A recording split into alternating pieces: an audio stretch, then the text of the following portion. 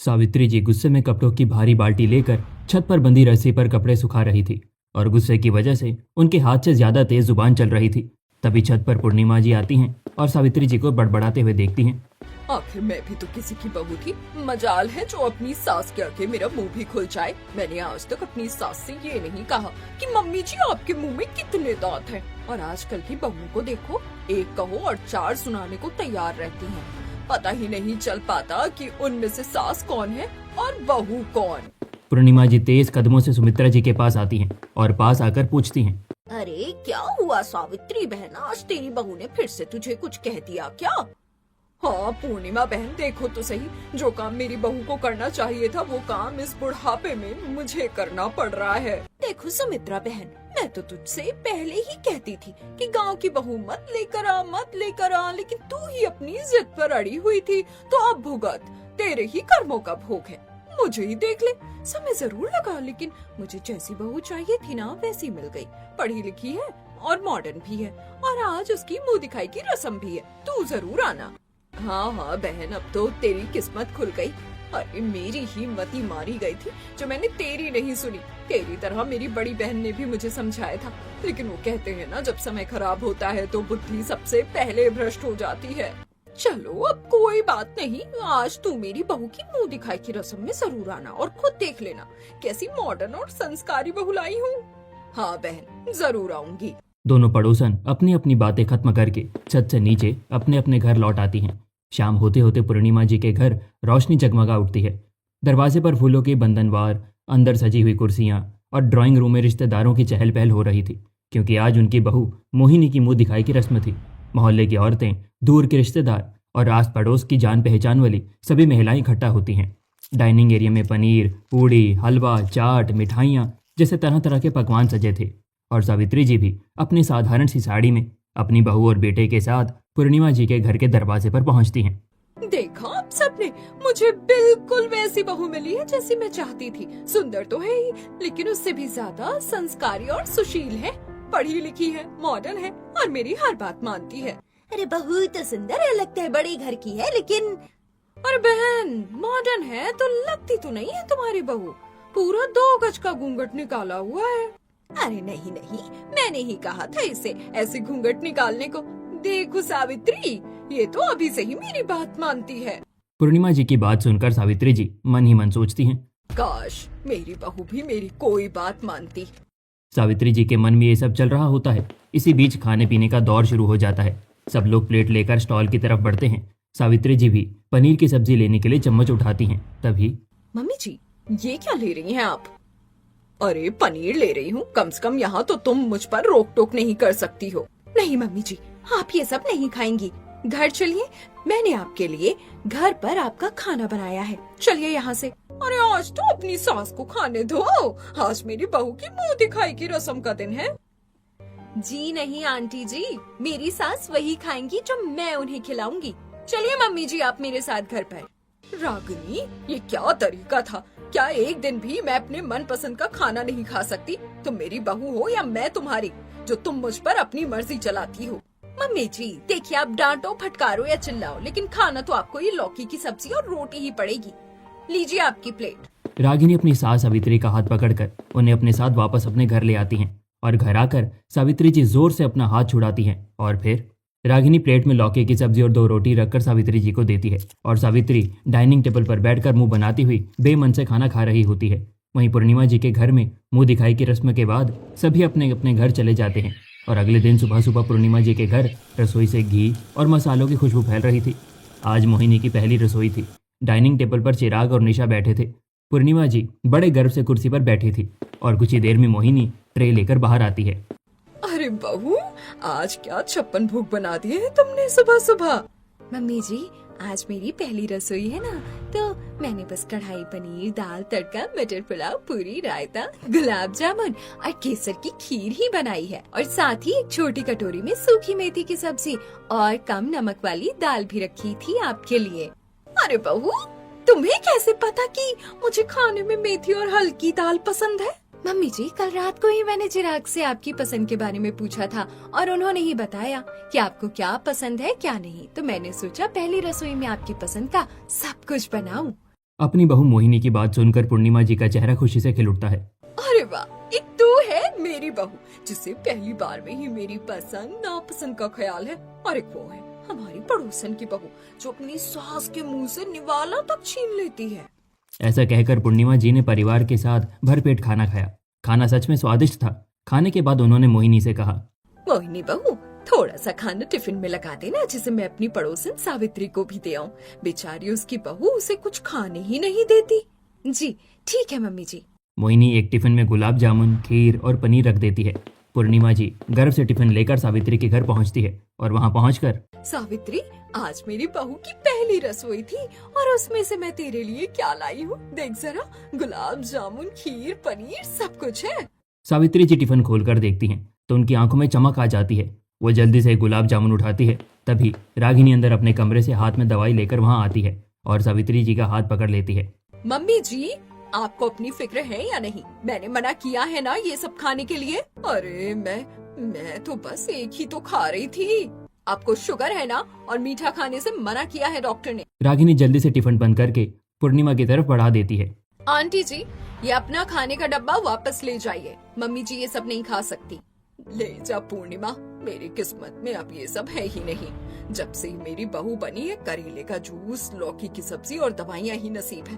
काश मुझे भी मेरे मन की बहू मिल गई होती। काश तेरी बहू मेरी बहू होती। अरे नहीं नहीं, तू अपनी बहू अपने पास रख। मैं अपनी बहू एक्सचेंज नहीं करूंगी। पूर्णिमा जी सावित्री जी के घर से चली जाती हैं। कुछ दिन ऐसे ही बीतते हैं और एक दिन पूर्णिमा जी हॉल में बैठकर टीवी देख रही होती हैं। तभी मोहिनी चाय का कप और बिस्किट लाकर उन्हें देती हुई उनसे कहती है, मम्मी जी चलिए हम दोनों शॉपिंग पर चलते हैं। मैं आपको लेटेस्ट डिजाइन के कुछ कपड़े दिलवाऊंगी। लेकिन बेटा, मेरे पास तो पहले से ही साड़ियाँ इतनी सारी हैं। मैं शॉपिंग पर जाकर क्या ही करूंगी। नहीं नहीं मम्मी जी, वो सभी तो पुराने फैशन की है। चलिए मैं आपको नए फैशन की साड़ी दिलवाती हूँ। मोहिनी पूर्णिमा को जिद करके शॉपिंग पर ले जाती है और शोरूम के अंदर एक साड़ी दिखाती हुई कहती है, मम्मी जी ये स्टाइलिश साड़ी आप पर बहुत अच्छी लगेगी। इसे पहनकर आप भी आजकल की मॉडर्न सास लगेंगी। लेकिन बहू, ये सब साड़ियाँ तो काफी हल्की, ट्रेंडी, मॉडर्न प्रिंट वाली है। ये मुझ पर कहाँ अच्छी लगेंगी। माय डियर मम्मी जी, आजकल सब यही पहनते हैं। आप भी पहनोगी तो बहुत अच्छी लगोगी। अरे बहू, मेरी उम्र में ये सब कहाँ अच्छा लगता है। एक काम कर, तू ही ये साड़ियाँ ले ले। अरे मम्मी जी, उम्र दिल की होती है और मेरी सास सबसे मॉडर्न है। चलिए अभी हमको पार्लर भी जाना है। लेकिन पार्लर क्यों बेटा? अरे मम्मी जी आप चलिए तो सही, आज आपका मेकओवर करवाते हैं। पूर्णिमा अपनी सास को साड़ियाँ खरीदवा कर उन्हें गाड़ी में बिठाकर एक पार्लर लेकर जाती हैं। वो दोनों पार्लर के अंदर जाती हैं। नीतू मोहिनी और पूर्णिमा जी को एक कुर्सी पर मेकओवर के लिए बिठा देती हैं और, मैडम सुनिए, मेरी मम्मी जी का फेशियल होना है और इसके साथ उनकी हेयर स्टाइल भी चेंज करनी है और मैनीक्योर पेडिक्योर के अलावा उनका लाइट मेकअप भी करना है। ठीक है मैडम, आप थोड़ी देर वेट करिए, हम अभी मैडम का मेकओवर शुरू करते हैं। अरे मोहिनी बेटा, तू मुझे यहाँ पर क्यों ले आई है? मुझे तो इन सब की जरूरत भी नहीं है। लोग देखेंगे तो क्या कहेंगे? मम्मी जी आपको लोगों को दिखाना ही क्यों है? आप अपना मेकओवर करवाइए तो सही, आपको बहुत अच्छा लगेगा। थोड़ी देर में नीतू पूर्णिमा जी का मेकओवर शुरू करती है। सबसे पहले उनका फेशियल किया जाता है और उसके बाद एक बढ़िया सा हेयर कट दिया जाता है। साथ ही मैनीक्योर और पेडिक्योर भी होता है। और वो सब होने के बाद जब पूर्णिमा जी शीशे में खुद को देखती हैं तो खुद को पहचान नहीं पाती। अरे मोहिनी बेटा, ये मैं हूँ? मेरा तो पूरा हुलिया ही बदल गया। ये तूने क्या कर दिया? तू तो बिल्कुल वैसी ही है जैसी बहू मैं चाहती थी। अगर ये सब अभी मैंने अपनी पड़ोसन सावित्री को बता दिया ना कि तू मेरे लिए क्या कर रही है, तो वो जरूर बोलेगी, काश पड़ोसन की बहू मेरी बहू होती। अरे मम्मी जी आप भी ना, मैंने तो ऐसा कुछ भी नहीं किया जितनी आप मेरी तारीफ कर रही हो। अच्छा पापा, ठीक है ठीक है, चलो अब घर चलते हैं, बहुत देर हो गई घर से निकले हुए। इसके बाद दोनों सास बहू गाड़ी में बैठकर वापस अपने घर जाती हैं और शाम के समय जब पूर्णिमा जी मोहिनी के साथ बैठकर हॉल में टीवी देख रही थी तभी दरवाजे की घंटी बजती है। मोहिनी दरवाजा खोलती है तो सामने सावित्री जी खड़ी होती हैं। अरे सावित्री आंटी आइए ना, अंदर आइए। मम्मी जी देखिए, सावित्री आंटी जी आई हैं। अरे सावित्री बहन, तुम आ गई? आओ बैठो। देखो तो जरा, आज मेरी बहू ने मेरे साथ क्या क्या किया है। जरा मेरा नया लुक तो देखो।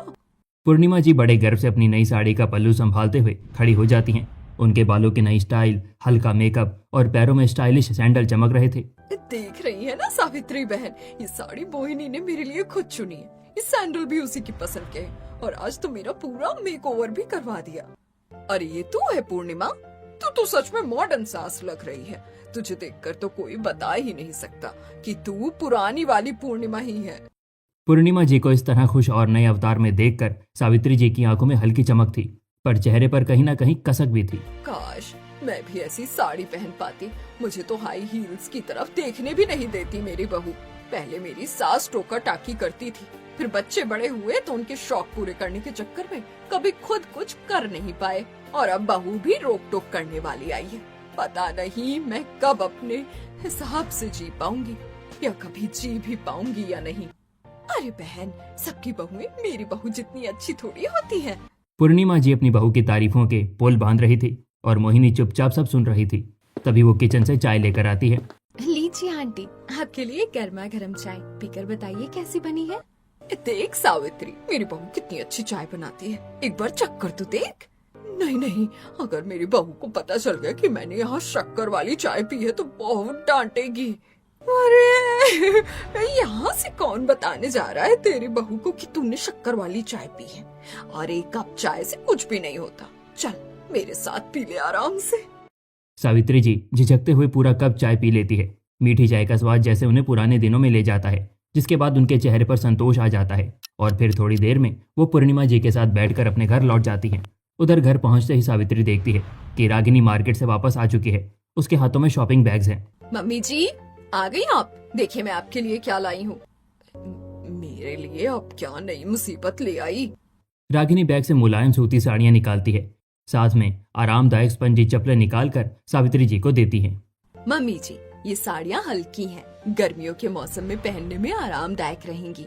और ये चप्पल देखिए, डॉक्टर ने कहा था ना आपके घुटनों में दर्द है, तो अगर आप ये पहनेंगी तो एड़ियाँ भी नहीं दुखेंगी और चलने में भी सहारा मिलेगा, और आपको आपके शरीर का वजन भी कम लगेगा। अच्छा ठीक है, इन सबको तू उठा कर रख दे, मैं बाद में देख लूंगी। अभी मुझे आराम करने के लिए अपने कमरे में जाना है। सावित्री जी नई साड़ी और स्पंजी चप्पलें साइड में रख देती हैं। उनके चेहरे पर हल्की मुस्कान थी, लेकिन मन में अभी भी मीठी चाय का स्वाद घूम रहा था। रात होते होते अचानक उनके हाथ पैर भारी लगने लगे। अरे ये अचानक मेरे हाथ पैर क्यों दर्द करने लगे?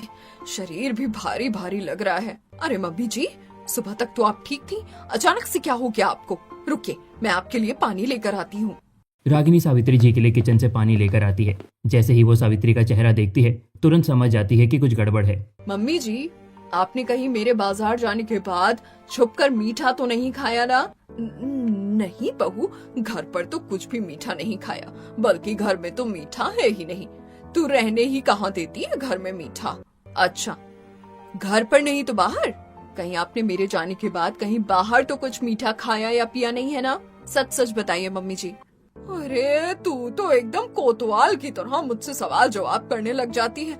मैंने तो वो बस एक कप चाय ही तो पी थी पूर्णिमा के घर जाकर। सावित्री जी की बात सुनकर रागिनी माथा पकड़ लेती है। वो तुरंत सावित्री जी के पलंग की साइड टेबल में रखे हुए ग्लूकोमीटर को निकालती है और तुरंत ही उनकी शुगर चेक करती है। देखा मम्मी जी, फिर से आपकी शुगर बढ़ गई है ना? मैं आपसे रोज कहती हूँ ना कि मीठा मत खाया करो और मीठी चाय तो बिल्कुल भी मत पिया करो, फिर भी आप मेरी बात सुनती कहाँ हो? अपने मन की ही करती हो। अरे बहू, सिर्फ एक कप चाय के लिए तू मुझे इतना सुना रही है? तेरा बस चले तो तू मुझे भूखा प्यासा ही मार दे।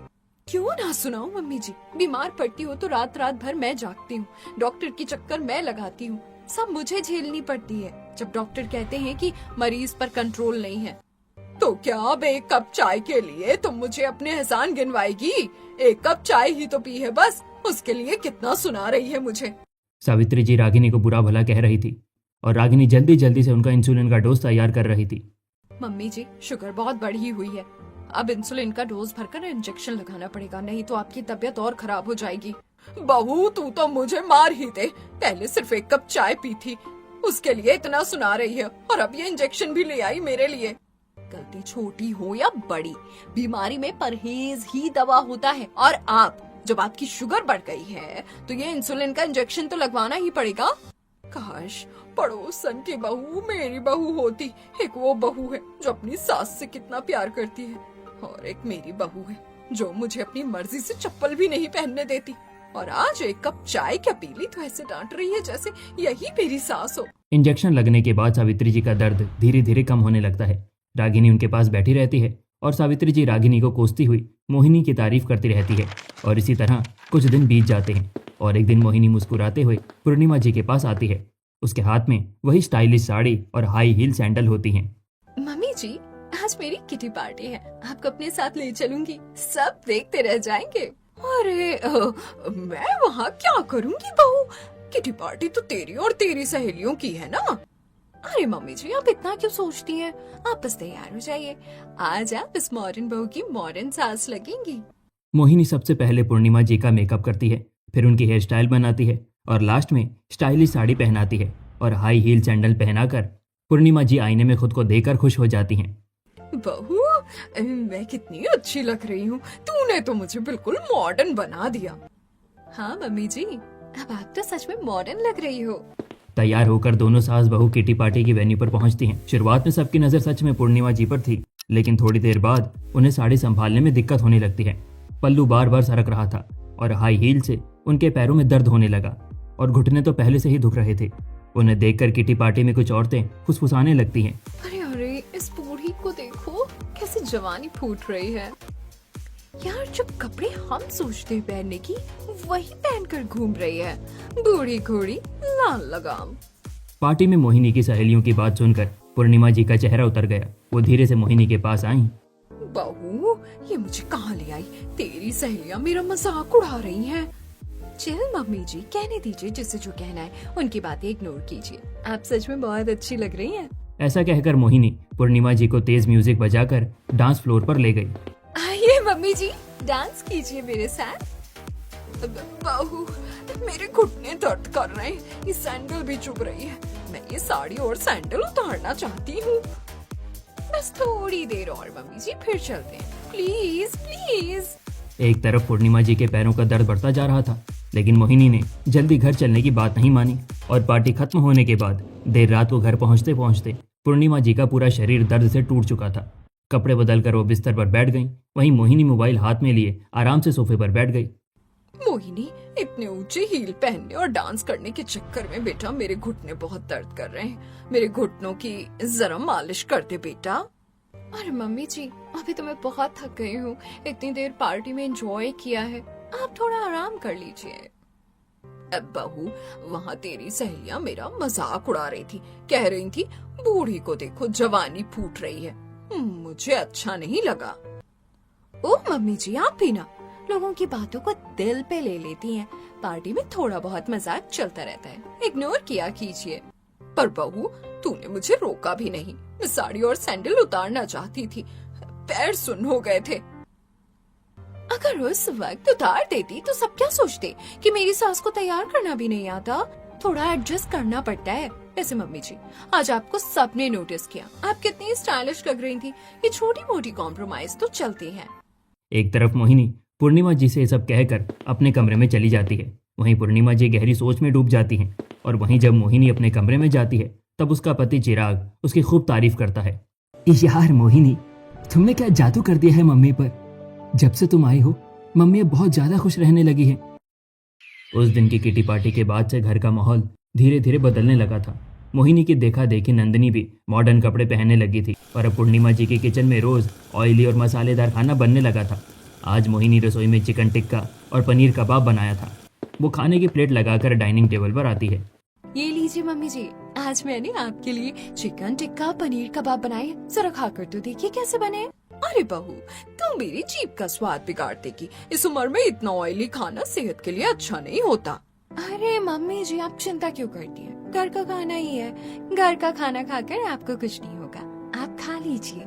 शुरुआत में पूर्णिमा जी को मोहिनी की बातों से लगा कि वाकई में कुछ नहीं होता, लेकिन ऑयली खाने का असर धीरे धीरे दिखने लगा। मोहिनी जी का कोलेस्ट्रॉल बढ़ गया, घुटनों का दर्द भी बढ़ गया, शरीर में भारीपन रहने लगा। एक दिन हॉल में बैठी पूर्णिमा के पास मोहिनी चिकन कबाब लेकर आती है। मम्मी जी देखिए, आज मैंने चिकन कबाब बनाए, कितने अच्छे से बने हैं। बहू, मुझे लगता है ये ऑयली खाना खाने की वजह से मेरी तबीयत खराब हो रही है। जरा हल्का बना लिया कर। अरे मम्मी जी, कहाँ तबीयत खराब होती है? इतना टेस्टी खाना है। आप तो बस एक जैसा उबला खाना खाकर बोर हो गई थी। मैं आपके लिए कुछ अलग ट्राई कर रही हूँ। एक तरफ अपने आगे पूर्णिमा जी की एक भी बात नहीं सुनती और पूर्णिमा जी चुप हो जाती हैं। उधर उनकी बेटी नंदिनी भी मोहिनी को देखकर छोटे मॉडर्न कपड़े पहनकर बाहर जाने लगी। एक दिन नंदिनी देर रात को एक मिनी स्कर्ट और छोटा सा टॉप पहनकर बाहर जा रही थी। तब नंदिनी, इतने छोटे कपड़े मत पहना कर बेटा। मम्मी जी, मॉडर्न जमाना है, नन्नी को करने दीजिए जो करना है। आप क्यों टोकती रहती हैं? कम से कम वो वही कर रही है जो आप नहीं कर पाई। बेटा, मैं उसकी भलाई के लिए कह रही हूँ। आप बस ये कबाब खाइए मम्मी जी, देखिए कितने प्यार से बनाए हैं। धीरे धीरे पूर्णिमा जी को महसूस होने लगा कि घर में उनकी बात की अहमियत कम होती जा रही है। उनकी बेटी पर भी बहू का असर साफ दिखने लगा था और एक दिन पूर्णिमा हॉल में बैठी मोहिनी के पास आती है और बहू, आज सत्संग जाना है, तुम भी मेरे साथ चलो। मम्मी जी, सत्संग में कौन जाता है? आप जाइए, मैं तो फ्रेंड्स के साथ किटी पार्टी जा रही हूँ। मोहिनी पूर्णिमा जी की बात को अनसुना करके अपनी सहेलियों के साथ किटी पार्टी के लिए चली जाती है। पूर्णिमा जी को थोड़ा बुरा लगता है। इसी तरह कुछ दिन और गुजर जाते हैं और एक दिन पूर्णिमा किचन में जाती है और चिकन लॉलीपॉप बना रही मोहिनी से। बहू, आज तुम्हारे ससुर जी का पेट ऑयली खाना खाकर खराब हो गया है। अगले हफ्ते तक उनके लिए एक टाइम रोजाना खिचड़ी बना देना। अरे मम्मी जी, पेट खराब होने पर खिचड़ी कौन खाता है? पेट दर्द की दवाई खा लेंगे पापा जी तो ठीक हो जाएंगे। मोहिनी से अपना सा मुंह लेकर रह जाती है। कुछ दिन गुजरते हैं और एक सुबह पूर्णिमा जी छत पर खड़ी थी। नीचे गली में उन्होंने देखा पड़ोस वाली बहू खुद बैठी हुई थी और अपनी सास को पैदल वॉक करवा रही थी। कभी हल्का वजन उठवा रही थी, कभी टाइम देकर कदम नाप रही थी, तो कभी सीढ़ियां चढ़ने को कह रही थी। उसे देखकर पूर्णिमा जी सावित्री जी के पास जाती हैं। अरे सावित्री बहन, तेरे तो पैरों में दर्द रहता है ना, तो फिर तू ये ऊपर नीचे चढ़ना और बाजार जाने का काम क्यों करती है? अरे पूर्णिमा बहन, क्या बताऊं, मेरी बहू ने तो मुझे परेशान करके रख दिया है। मुझे थोड़ी देर भी बैठने नहीं देती। जैसे ही मुझे बैठा हुआ देखती है, कोई ना कोई काम करने के लिए कह देती है। कभी दूध ला दो, कभी दही ला दो, कभी वजन उठाने के लिए दे देती है, तो कभी सीढ़ियां चढ़ने के लिए कह देती है। सावित्री जी की बात सुनकर पूर्णिमा उनकी बहू रागिनी के पास जाती है। अरे रागिनी, तुम्हें शर्म नहीं आती? तुम इस उम्र में सास पर इतना जुल्म क्यों करती हो? आपसे मतलब आंटी जी, मेरी सास है। मैं अपनी सास के साथ कैसा भी व्यवहार करूं, और वैसे भी मैं तो सबकी नजर में बुरी ही हूँ, तो मैं बुरी ही ठीक हूँ। आप जाइए यहाँ से। रागिनी का जवाब सुनकर पूर्णिमा जी अपने घर वापस लौट जाती हैं और कुछ दिन बाद पूर्णिमा जी अपने घर के आंगन में चारपाई पर बैठी होती हैं। उनका चेहरा उतरा हुआ था। तभी सावित्री जी उनके पास आती हैं। अरे पूर्णिमा बहन, क्या हुआ? तबीयत ठीक नहीं लग रही तेरी। अरे क्या बताऊं बहन, पिछले कुछ दिनों से बड़ी कमजोरी लग रही है, चक्कर आते हैं। मुझे लगता है कि बहू के बनाए खाने की वजह से है। मैं मना करती हूँ कि इतना ऑयली मत बनाया कर, लेकिन वो मानती ही नहीं, अपनी जिद पर अड़ी रहती है। अब तो मुझे उस पर गुस्सा भी आने लगा है। अरे तो फिर डॉक्टर को दिखाना। मैं भी आज ही जा रही हूँ डॉक्टर को दिखाने के लिए। एक काम कर, तू भी मेरे साथ चल। सावित्री पूर्णिमा जी को अपने साथ लेकर डॉक्टर के क्लिनिक में जाती हैं, जहां डॉक्टर पूर्णिमा जी का चेकअप करता है और चेकअप करने के बाद डॉक्टर रिपोर्ट देखते हुए उन्हें बताता है, देखिए पूर्णिमा जी, आपकी रिपोर्ट में थायराइड बढ़ा हुआ है और कोलेस्ट्रॉल भी बहुत बढ़ गया है। आपको ज्यादा ऑयली खाना बिल्कुल अवॉइड करना होगा। एक काम कीजिए, आप उबला हुआ खाना, फल और हल्का खाना लीजिए और नियमित दवाई के साथ थोड़ा वॉक भी जरूरी है। जी डॉक्टर साहब। डॉक्टर से टेस्ट करने के बाद पूर्णिमा जी अपने घर आती हैं और घर आकर सोफे पर बैठ जाती हैं। बहू, डॉक्टर ने कहा है मेरा थायराइड और कोलेस्ट्रॉल बढ़ा हुआ है। प्लीज मेरे लिए ऑयली खाना मत बनाया कर। मम्मी जी, मैं तो आज चिकन बिरयानी बना रही हूँ। अच्छा चलिए, ऊपर से तेल निकाल देती हूँ, कम ऑयली हो जाएगा। अरे बहू, मैं तुझे कैसे समझाऊं, तू मेरी बात समझती ही नहीं। पूर्णिमा मोहिनी को समझाने की कोशिश कर रही होती है। तभी उनका बेटा चिराग ऑफिस से घर आता है। हाँ मोहिनी, मम्मी ठीक कह रही हैं, उनके लिए अलग हल्का खाना बना दिया करो। यार चिराग, देखो ये डबल खाना मुझसे नहीं बनेगा। आप नंदिनी से कह दीजिए, मुझे ऑनलाइन जॉब के लिए अप्लाई करना है, बहुत जरूरी काम है। ठीक है बहू, मैं नंदिनी को ही बोल दूंगी, तुम चिंता मत करो। इसी तरह कुछ दिन और गुजरते हैं। पूर्णिमा जी के घर का माहौल शांत हो जाता है और एक दिन पूर्णिमा जी सावित्री जी के घर जाती हैं। वहाँ उसकी बहू करेला काट रही होती है। तुम्हारी सास कहाँ है बहू? आंटी जी, मम्मी जी तो मार्केट गई है, मैंने उन्हें प्याज लाने भेजा है। अरे तुम्हारे घर में तुम्हारा पति है, ससुर है, देवर है, तुमने उनसे क्यों नहीं कहा? तुम्हारी सास बीमार रहती है, शुगर और बीपी है उन्हें, उनके घुटने में भी दर्द रहता है, तुम्हें शर्म नहीं आती उनसे काम करवाते हुए? अरे तो मैं उनकी भलाई के लिए ही तो कहती हूँ, थोड़ा चलेंगी फिरेंगी तो सेहत ठीक रहेगी। अच्छा, तो ऐसे परेशान करके काम करवाना कब से भलाई हो गया? रागिनी पूर्णिमा को कुछ बताने ही वाली होती है, इतने में उसकी सास बाजार से लौटती है। बहू, ये लो प्याज, अब दोबारा मुझे कुछ मत कहना बाजार जाने के लिए। अरे मम्मी जी आप बैठिए, मैं आपके लिए करेला जूस बनाती हूँ। रहने दे, इससे अच्छा मुझे जहर ही दे दे। जब से तू आई है मेरा जीना हराम कर दिया है, ऐसे टॉर्चर से तो मौत ही अच्छी है। सावित्री जी अपनी बहू रागिनी को कोस रही होती है और पूर्णिमा जी सब कुछ सुन रही होती है। मैं सोचती थी काश पड़ोसन की बहू मेरी बहू होती, लेकिन अब अगर ऐसा ही चला ना तो सच में बहू बदलने का सोच लूंगी। अब मुझसे और बर्दाश्त नहीं होता। अब तो मुझे भी धीरे धीरे लगने लगा है कि मेरी बहू भी बदलती जा रही है, और कहीं ऐसा ना हो कि मेरे दिमाग में भी ये ख्याल आ जाए जो तुम्हारे दिमाग में है। उस दिन सावित्री जी के घर से आने के बाद पूर्णिमा जी के मन में अजीब सी खटास भरने लगी थी। अब उन्हें अपनी बहू मोहिनी की हर बात खटकने लगी थी। एक दिन मॉडर्न साड़ी पहनकर तैयार हो रही होती है, तभी वहाँ उसकी सास आती है। बहू, ये कैसी साड़ी पहन ली तुमने? दिन ब दिन कपड़े छोटे होते जा रहे हैं। मत पहना करो ऐसी मॉडर्न साड़ी, देखा देखी घर की लड़कियां भी सीखेंगी।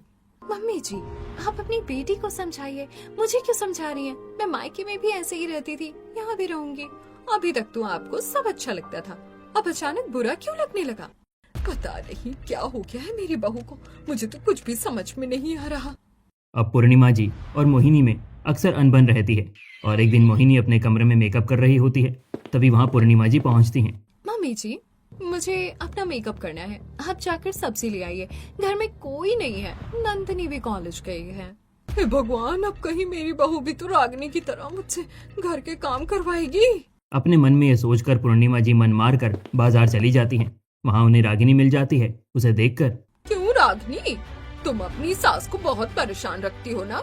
वो हमेशा दुखी रहती है। आंटी जी मैंने नहीं, उन्होंने खुद को परेशान कर रखा है। उन्हें शुगर बीपी और थायराइड है, डॉक्टर ने परहेज और एक्सरसाइज कहा है, पर वो मानती ही नहीं है। तो मैं उनसे ये सब जबरदस्ती करवाती हूँ तो उन्हें टॉर्चर लगता है। बस बस, अब टॉर्चर को बहाना मत बनाओ, मुझे जस्टिफाई मत करो, मुझे सब पता है तुम बहू की मनमर्जी। पूर्णिमा जी बिना पूरी बात सुने ही सब्जी लेकर घर लौट आती है और घर आकर, आजकल की बहुओं को बस अपने मन की करनी है, न बड़ों की इज्जत न किसी की परवाह। मम्मी जी अगर मैं इतनी ही बुरी हूँ तो आप मुझे वैसे ही रहने दीजिए जैसे मैं हूँ। एक तरफ पूर्णिमा जी और मोहिनी जी में मन मुटाव होते हैं, वहीं दूसरी तरफ सावित्री जी भी गुस्से में दवाई खाना बंद कर देती है। सावित्री अपने कमरे के दराज में रखी दवाइयाँ फेंक देती है। बहुत हो गया, अब मैं वही खाऊंगी जो मुझे खाना है, दवाइयाँ नहीं खाऊंगी। तभी वहाँ रागिनी आती है।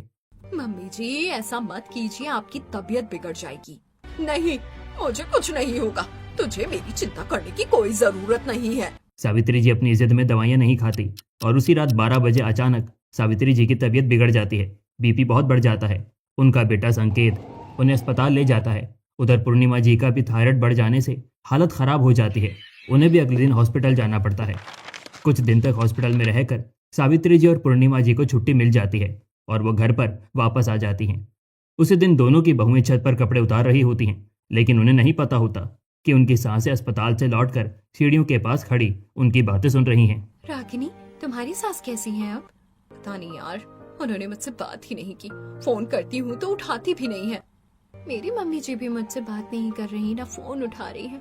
समझ नहीं आ रहा मैंने ऐसा क्या कर दिया। तुम्हारे साथ क्या हुआ रागिनी? देखो, जब मैं इस घर में आई थी ना, तब मुझे पता चला कि मम्मी जी को शुगर है, हाई बीपी है, घुटनों में दर्द रहता है। डॉक्टर ने जो जो करने को कहा मैं वैसा करती गई। उनकी डाइट बदली, एक्सरसाइज करवाई, कई बार प्यार से, कई बार डांट कर, क्योंकि वो लापरवाह है। मुझे उनकी इतनी फिक्र होती है कि मैं क्या बताऊं, लेकिन उन्हें लगता है कि मैं उन्हें टॉर्चर करती हूँ। मेरी सास भी पहले मुझे बहुत पसंद करती थी, फिर न जाने अचानक क्या कमी नजर आने लगी। मैं मॉडर्न हूँ, हॉस्टल में रही हूँ, मुझे ससुराल के तौर तरीके नहीं आते थे। मैंने वही किया जो उन्हें अच्छा लगता था, फिर अचानक उन्हें बुरा क्यों लगने लगा, समझ नहीं आया। दोनों बहुएं आपस में बात कर रही होती हैं और पीछे खड़ी पूर्णिमा जी और सावित्री जी एक दूसरे की तरफ देखती हैं। उनकी आंखें भर आती हैं। तो मोहिनी सिर्फ मेरे प्यार के लिए ऐसा करती थी और मैं उसे बुरा समझती रही। रागिनी तो बस मेरा ख्याल रखना चाहती थी और मैं सोचती रही काश पड़ोसन की बहू मेरी बहू होती। दोनों सासों को अपनी गलती का एहसास होने लगता है और लड़खड़ाते कदमों से दोनों अपनी बहू के पास पहुंचती हैं। मोहिनी बेटा, मुझे माफ कर दो। मुझे नहीं पता था कि तुम केवल मुझे खुश करने के लिए ये सब कह रही हो। अरे मम्मी जी, आप कब आई अस्पताल से? रागिनी बेटा, मुझे माफ कर दो। मुझे नहीं पता था कि तुम मेरे भले के लिए ये सब कर रही हो। अपनी सास को ऐसा देखकर दोनों बहुएं घबरा जाती हैं। बहू, हमने बहुत बड़ी गलती कर दी। तुम्हें समझ नहीं पाए, गलतफहमी में तुम्हें बुरा कहते रहे। गलती तुम्हारी नहीं, हमारी थी। बेटा, हम तुम्हारे इरादे समझ नहीं पाए। मुझे हमेशा तुम्हारा तरीका गलत लगा, लेकिन मैं समझ ही नहीं पाई कि तुम्हारा मकसद सही था। मम्मी जी, आप ऐसा मत कहिए। मैं तो बस अपने ससुराल में अपनी सास के साथ खुशी से रहने के लिए ये सब कर रही थी। मुझे नहीं पता था कि आपकी सेहत इतनी खराब हो जाएगी। मम्मी जी, अगर मुझसे गलती हुई हो तो मुझे माफ कर दीजिए। मैंने सख्त रवैया अपनाया, लेकिन मैं हमेशा से आपका भला चाहती थी। अब कभी नहीं सोचूंगी कि काश पड़ोसन की बहू मेरी बहू होती। अब तो बस यही इच्छा है कि तू ही मेरी बहू रहे हमेशा। मम्मी जी, अब आप भी ये मत सोचिएगा कि काश कोई और बहू होती। हाँ मम्मी जी, क्योंकि हम दोनों को भी आप जैसी सास ही चाहिए, इस जन्म में भी और हर जन्म में भी।